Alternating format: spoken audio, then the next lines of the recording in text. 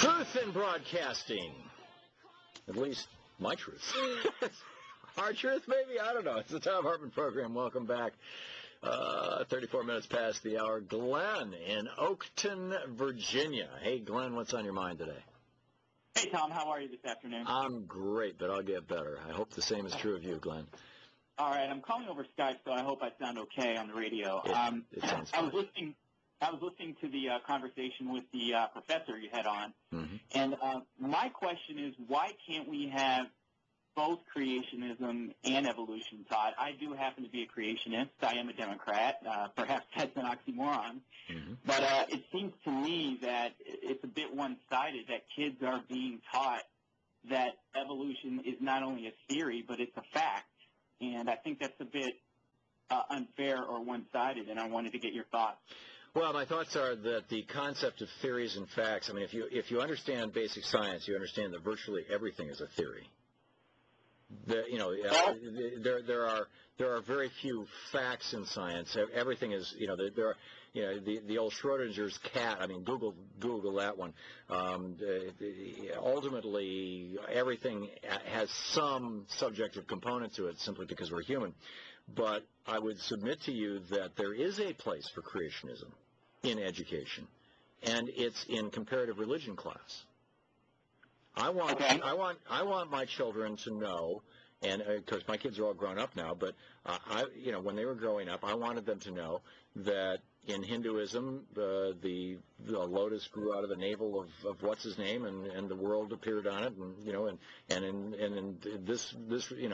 and here's the story out of the Judeo-Christian tradition and Quranic tradition, and here's the story out of the Buddhist tradition, and that different religions have different creation stories. And in fact, that the Christian, and this is one of the most important things, I think, is that the Judeo-Christian creation story, the origin story, is really the story of the beginning of one tribe.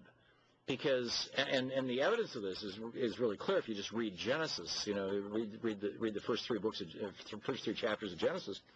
Adam and Eve had Cain and Abel. Cain kills Abel. And then Cain is expelled. Where does Cain go? Well, he gets sent away. But no. Read the Bible. Where did he go in the story in the Bible? He goes to the next town over and marries a woman and has children. Where did she come from? Oh, well, the Bible doesn't really necessarily say. That's right, and that's why I'm saying Adam and Eve is the creation story of that tribe. And if you read books like Peter Farb's brilliant ethnography, Man's Rise to Civilization, where he takes 30-some-odd different Native American communities, tribes, and goes back to the first contact documents from the 1500s and 1600s, the first contacts with them, and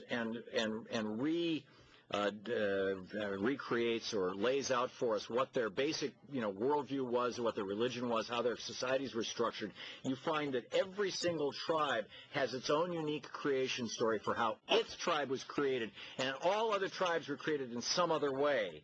And every tribe's word for human being is their word is also the word for their tribe. So typically, so the word Shoshone to the Shoshones meant human, and the word Cherokee to the Cherokees meant human. I may be wrong on those specific words, but generally speaking, that was the case. And so I want my kids to know that, but I want them to know that in the context of comparative religion and sociology, not in the context of why are there virus tracks through rocks that are measurably 3 million years old? Well, I guess overall, and I get your point, but I guess overall my concern is that what we're doing is we are sort of filling in the gaps of our theories and then calling them facts. For instance, if I take a pure logical, I'm not a scientist, but if we take a pure logical view of the universe and the way everything is laid out, I think we can come to some conclusion that there is order, in a sense. I mean, we don't see disorder in the universe. There's massive disorder in the universe. There's stars running into each other and colliding, blowing up. Our star, our sun, in 4 or 5 billion years is going to supernova out. It's going to balloon out to Saturn. It's going to engulf the Earth and burn everything alive on it. I mean, there's absolute chaos throughout the universe. No. And there's chaos here in everyday life. Well, I totally disagree. I mean, you look at where the Earth is in relation to the other planets in the solar system. The fact of the matter is, if you were to move the Earth 1 centimeter closer to the sun or away from the sun, we would either burn up or freeze. Well, actually, not centimeter, because we move several hundred or several thousands of miles every year in an elliptical orbit, closer and farther away from the sun, and the orbit of the Earth changes in these 24,000-year precessions, and it is changing slowly. But your point taken. If we were a few thousand miles closer, or a few million miles closer to the sun, we would burn up. And Venus isn't real hospitable to life.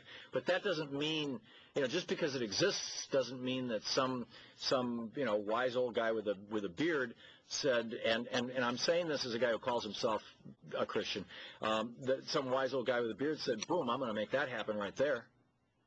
Well, again, my point is not to say that, okay, creationism is everyone must buy into it, but I guess my concern is that we're not calling theories and facts we're calling. Well, if you talk to scientists, they call theories theories, and they call facts facts. And my problem is when religion calls stories theories or facts, when they're neither. They're stories.